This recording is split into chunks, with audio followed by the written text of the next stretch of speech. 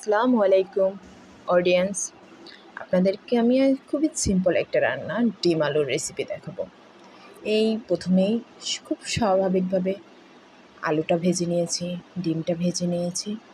এই যে এখন ভেজে নিচ্ছি পেঁয়াজ, তারপরে একে একে করে হলুদ গুঁড়ো, মরিচ গুঁড়ো, ধনিয়া গুঁড়ো, জাস্ট এতটুকুই স্বাভাবিকভাবে নিয়ে একটু কষিয়ে নিলাম।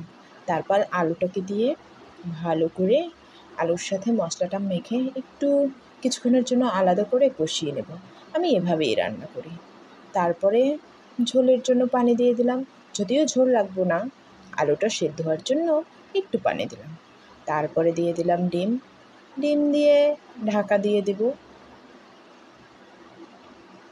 যদিও এর মাঝে কয়েকবার আমি ঢাকনা বের করে নেড়ে চেড়ে নিয়েছি।